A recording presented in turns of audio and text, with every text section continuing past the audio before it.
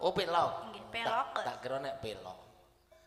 Pelok buang wae. Nggo ngopo nek wis pelok? Kok kaya telali gajah.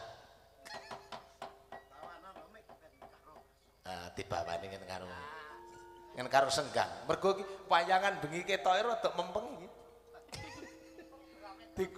Digoleke apa jenenge? Napa, Pak? Digoleke ngenenek sing ewange delah barengi ya ora dadi ngopo. Enggak.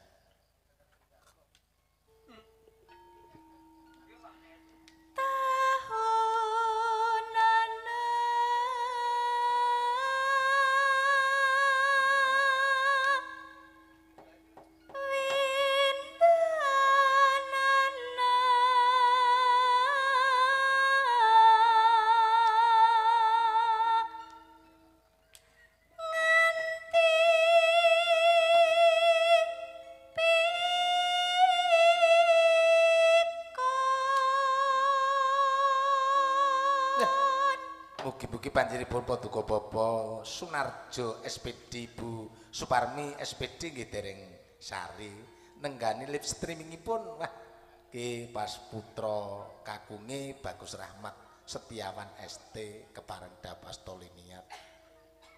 Iki malah Pak Edi wis sare sing ngomong sapa? Ana ngendi? Wong iku ora ngantukan wong sapa. Mosok nang omahe dhewe ora disapani. Ya. Mangsa dadak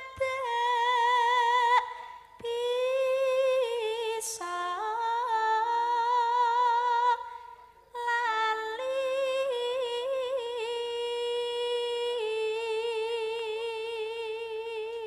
Wah, jan percaya karemu ora karemu. Lali aku kadang kala sik dueleke piye ta Pak wis 3 sasi lho. Lah piye? Ya mangkat ora ketan sak rasa-rasane. Ayo mangkat ayo gujit.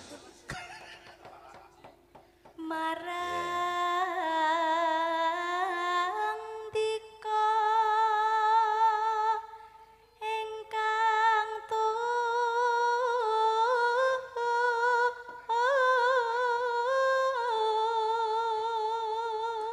Ngene iki anak rakyat terus udut. Udute gudang garam merah. Ayo. Wah, jok ora rokok kiai nganti kaya kiai kowe. Lah nek lanang ora kiai apa nyai. Lah nek megake nyai, nek lanang ki kiai. rina wengi dadi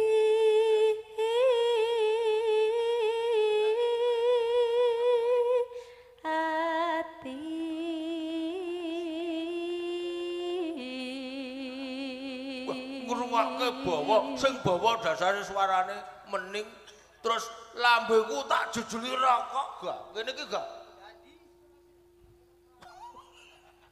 ya ora ganggu nek anakmu prasaja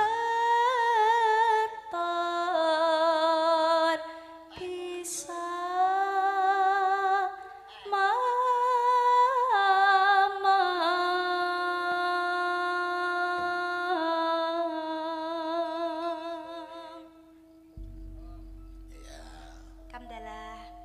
mboten bubuk, Pak.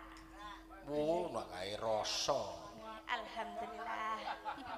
Rasa. Ajeng nyanyi sinden kok nika iki. Kagem dingklik. Nggih. Wah.